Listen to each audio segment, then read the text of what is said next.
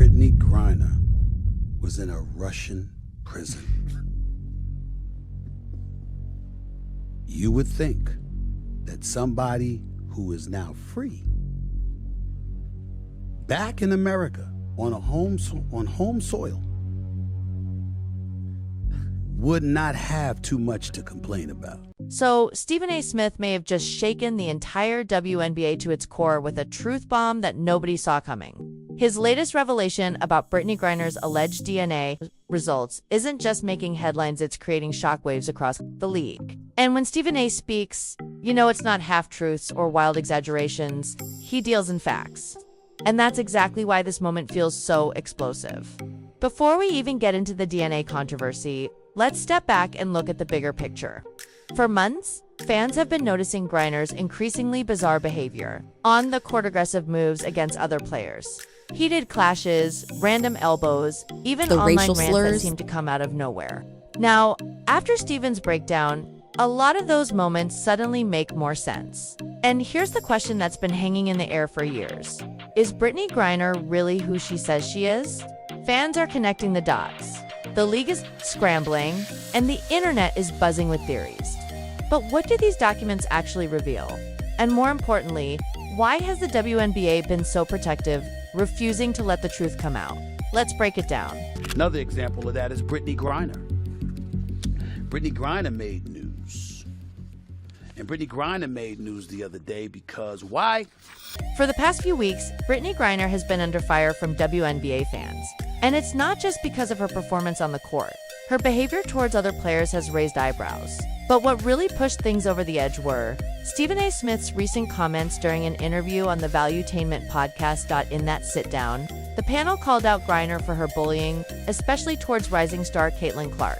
They accused her of being ungrateful, a poor teammate, and someone who doesn't truly value what the league and the country have done for her.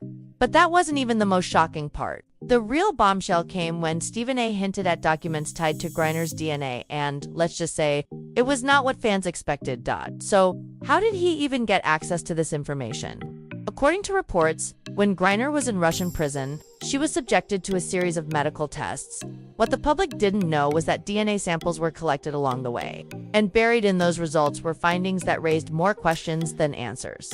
Allegedly, her DNA showed traits that could explain her unusual strength, stamina, and even her overly aggressive style of play. For years, fans have questioned how Griner could dominate opponents physically in ways that went beyond even her size and skill. Countless clips show her delivering elbows, overpowering defenders, and leaving opponents battered, while she walked away without a scratch. Was it just competitiveness or something else? This brings us back to a much bigger conversation. The reason men's and women's sports have always been separated. Biology matters. Differences in strength, speed, recovery, and endurance create natural divides. And if one player seems to carry traits that don't align with the category they're competing in, it raises serious concerns. That's why fans started connecting the dots. Suddenly, old viral moments began resurfacing, like the infamous poolside clip on Instagram. Many wondered why the platform never flagged it, even though similar content from women usually gets removed immediately. Now, Stephen A. isn't exactly known for holding back. And when he referenced those prison records, it felt like he was carefully choosing his words, saying just enough to get people talking, but not so much that he crossed a line. Still, the implication was loud and clear.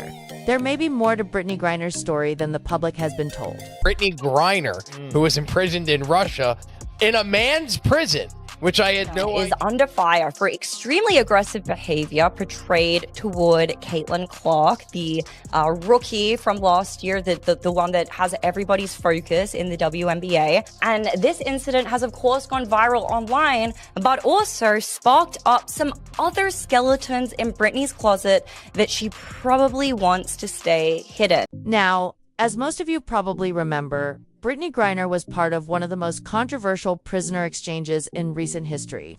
She was swapped for Victor Bout, the man the world knows as the Merchant of Death. That alone raised eyebrows everywhere.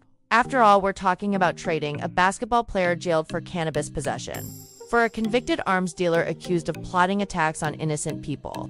The deal never made sense to many Americans. But here's where things get even more unsettling.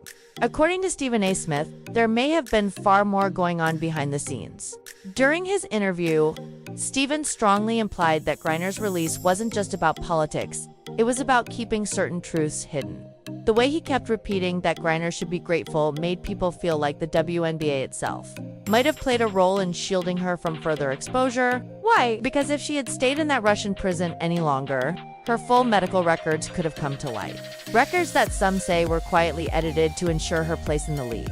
Fans wasted no time connecting the dots. One comment. Read, I usually can't stand Stephen A., but he nailed it. This time, absolutely nailed it. Another person added, if Griner's a woman, why was she placed in a male prison in Russia? Those kinds of questions are exactly why this story refuses to die down. And just when you think that's where the controversy ends, Stephen A. doubled down by bringing up one of Griner's past rants about the WNBA itself. In the viral clip, she complained that games used to be quiet places where fans barely made any noise, and that now bigger crowds were toxic because they actually expected the players to perform. She even described it as gross, saying fans were putting unfair pressure on them just by cheering. One of the most shocking parts was when she admitted she saw a father and daughter in the crowd yelling, and she assumed it was either about her, performance, or racism. It's that kind of statement that fueled Stephen A.'s outrage. To him, it wasn't just about basketball. Anymore, it was about gratitude, respect, and whether Griner has been protected far too long from the kind of accountability every other athlete has to face. Remembering who they let out to get her back. The or Merchant American of Soul. Death. The Merchant of Death. An arms dealer that wanted to kill American citizens, according to the reports. That's who they let out. For her.